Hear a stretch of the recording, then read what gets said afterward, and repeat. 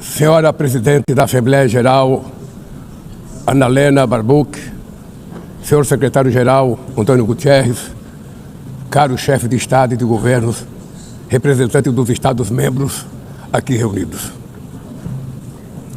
Este deveria ser um momento de celebração das Nações Unidas. Criada no fim da guerra, a ONU simboliza a expressão mais elevada da aspiração pela paz e pela prosperidade. Hoje, contudo, os ideais que inspiraram seus fundadores em São Francisco estão ameaçados como nunca estiveram em toda a sua história. O multilateralismo está diante de nova encruzilhada. A autoridade desta organização está em xeque. Assistimos à consolidação de uma desordem internacional marcada por seguidas concessões à política do poder. Atentados à soberania, sanções arbitrárias e intervenções unilaterais estão se tornando regra. Existe um evidente paralelo entre a crise do multilateralismo e o enfraquecimento da democracia. O autoritarismo se fortalece quando nos omitimos frente à arbitrariedade. Quando a sociedade internacional vacila na defesa da paz, da soberania e do direito, as consequências são trágicas. Em todo o mundo, forças antidemocráticas tentam subjugar as instituições e sufocar as liberdades. Cultuam a violência, exaltam a ignorância, atuam como milícias físicas e digitais e cerceiam a imprensa. Mesmo sob ataques sem precedentes, o Brasil optou por resistir e defender sua democracia, reconquistada há 40 anos pelo seu povo, depois de 2 décadas de governos ditatoriais. Não há justificativa para as medidas unilaterais e arbitrárias contra nossas instituições e nossa economia. A agressão contra a independência do Poder Judiciário é inaceitável. Essa ingerência em assuntos internos conta com o auxílio de uma extrema-direita subserviente e saudosa de antigas hegemonias. Falsos patriotas arquitetam e promovem publicamente ações contra o Brasil. Não há pacificação com impunidade. Há poucos dias, e pela primeira vez em 525 anos de nossa história, um ex-chefe de Estado foi condenado por atentar contra o Estado Democrático de Direito. Foi investigado, indiciado e julgado, e responsabilizado pelos seus atos em um processo minucioso. Teve amplo direito de defesa, prerrogativa que as ditaduras negam às suas vítimas. Diante dos olhos do mundo, o Brasil deu um recado a todos os candidatos autocratas e àqueles que os apoiam. Nossa democracia e nossa soberania são inegociáveis. Seguiremos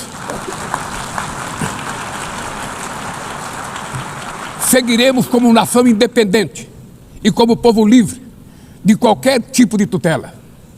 Democracias sólidas vão além do ritual eleitoral.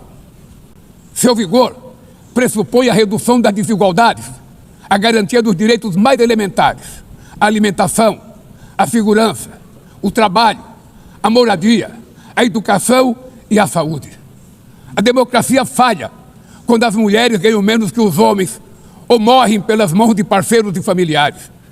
Ela perde quando fecha suas portas e culpa migrantes pelas mazelas do mundo. A pobreza é tão inimiga da democracia quanto o extremismo. Por isso, foi com orgulho que recebemos da FAO a confirmação de que o Brasil voltou a sair do mapa da fome este ano de 2025. Mas no mundo, ainda há 670 milhões de pessoas famintas e cerca de 2 bilhões e 300 milhões enfrentam insegurança alimentar. A única guerra que todos podem sair vencedores é a que travamos contra a fome e a pobreza. Esse é o objetivo da Aliança Global que lançamos no G20 e que já conta com o apoio de 103 países. A comunidade internacional precisa rever suas prioridades, reduzir os gastos com guerras e aumentar a ajuda ao desenvolvimento, aliviar o serviço da dívida externa dos países mais pobres, sobretudo os africanos, e definir padrões mínimos de tributação global para que os super ricos paguem mais impostos que os trabalhadores. A democracia também se mede pela capacidade de proteger as famílias e a infância. As plataformas digitais trazem possibilidade de nos aproximar como jamais havíamos imaginado, mas têm sido usadas para semear intolerância, misoginia, xenofobia e desinformação.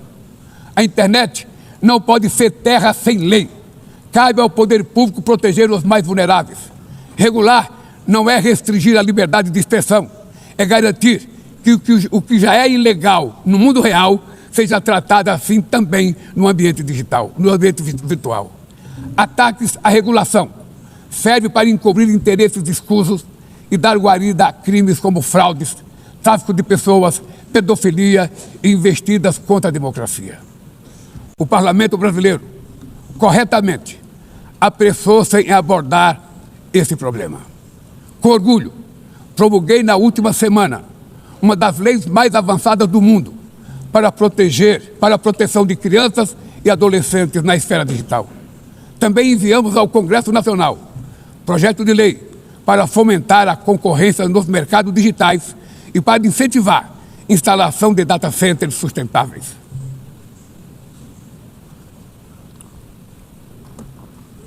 Para mitigar os riscos da inteligência artificial, apostamos na construção de uma governança multilateral em linha com o Pacto Digital Global aprovado neste plenário o ano passado.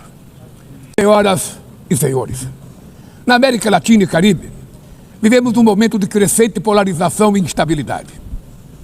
Manter a região como zona de paz sempre foi e é a nossa prioridade. Somos um continente livre de armas de destruição em massa, sem conflitos étnicos ou religiosos. É preocupante a equiparação entre a criminalidade e o terrorismo. A forma mais eficaz de combater o tráfico de drogas é a cooperação para reprimir a lavagem de dinheiro e limitar o comércio de armas.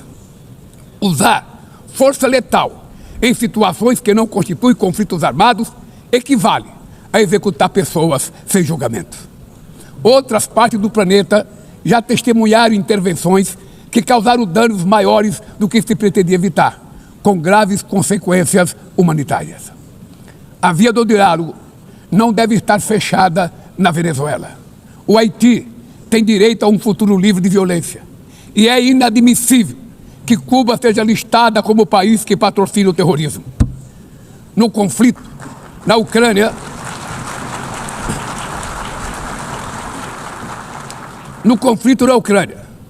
todos já sabemos que não haverá solução militar. O recente encontro no Alasca despertou a esperança de uma saída negociada. É preciso pavimentar caminhos para uma solução realista. Isso implica levar em conta as legítimas preocupações de segurança de todas as partes. A Iniciativa Africana e o Grupo de Amigos da Paz, criado por China e Brasil, podem contribuir para promover o diálogo. Nenhuma situação é mais emblemática do que o uso desproporcional e ilegal da força do que a da Palestina.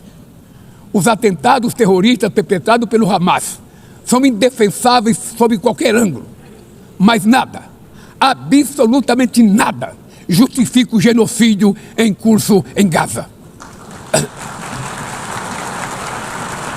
Ali, sob toneladas de escombros, estão enterradas dezenas de milhares de mulheres e crianças inocentes. Ali também estão sepultados o direito internacional humanitário e o mito da superioridade ética do Ocidente.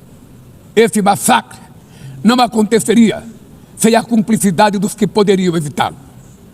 Em Gaza, fome é usado como arma de guerra e o deslocamento forçado de populações é praticado impunemente. Quero expressar minha admiração aos judeus que, dentro e fora de Israel, se opõem a esta punição coletiva. O povo palestino corre o risco de desaparecer. Só sobreviverá como um Estado independente integrado à comunidade internacional. Essa é a solução defendida por mais de 150 membros da ONU e afirmada ontem aqui, nesse mesmo plenário, mas obstruída por um único veto.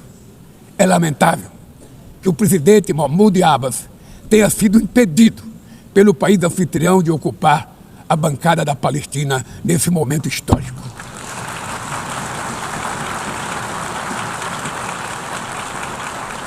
o alastramento desse conflito para o Líbano, para a Síria e o Irã e o Catar fomenta a escalada armamentista sem precedentes.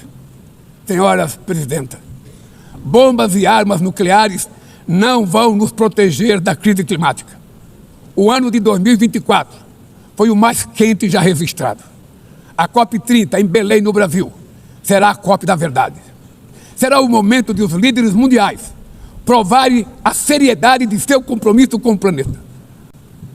Sem ter o quadro completo das contribuições nacionalmente determinadas, as chamadas NDCs, caminharemos de olhos vendados para um verdadeiro abismo. O Brasil se comprometeu a reduzir entre 59% e 67% suas emissões, abrangendo todos os gases de efeito estufa em todos os setores da economia. Nações em desenvolvimento enfrentam a mudança do clima ao mesmo tempo que lutam contra outros desafios. Enquanto isso, países ricos usufruem de padrão de vida obtido às custas de 200 anos de emissões de gases. Exigir maior ambição e maior acesso a recursos e tecnologias não é uma questão de caridade, é apenas uma questão de justiça. A corrida por minerais críticos essenciais para a transição energética não pode reproduzir a lógica predatória que marcou os últimos séculos. Em Belém, o mundo vai conhecer a realidade da Amazônia. O Brasil já reduziu pela metade o desmatamento na região nos 2 últimos anos. Erradicá-lo requer garantia, condições dignas de vida para seus milhões de habitantes. Fomentar o desenvolvimento sustentável é o objetivo do Fundo Florestas Tropicais para Sempre, que o Brasil pretende lançar para remunerar os países que mantêm suas florestas em pé. É chegado o momento de passar da fase da negociação para a etapa da implementação. O mundo deve muito ao regime criado pela Convenção do Clima, mas é necessário trazer o combate à mudança do clima para o coração da ONU para que ela tenha a atenção que merece. Um conselho vinculado à Assembleia Geral, com força e legitimidade para monitorar compromissos, dará coerência à ação climática. Trata-se de um passo fundamental na direção de uma reforma mais abrangente da organização, que contemple também um Conselho de Segurança ampliado nas 2 categorias de seus membros. Poucas áreas retrocederam tanto como o sistema multilateral de comércio.